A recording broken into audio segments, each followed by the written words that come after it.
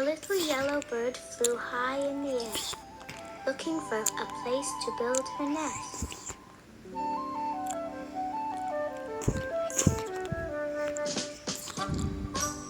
Can I build my nest in your basket? She asked the black puppy. No room, said the puppy.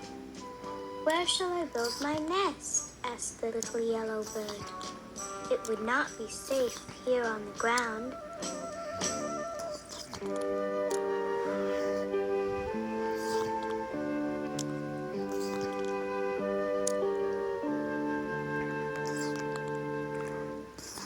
She flew over a farm. Shall I build my nest under the green roof or in the red chimney pot?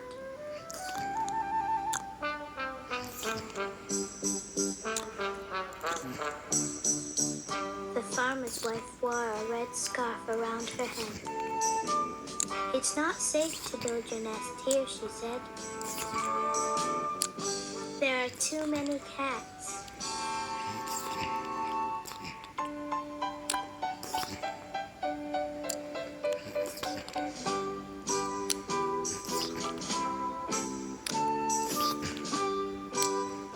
The white rooster strutted with his hens and yellow chicks.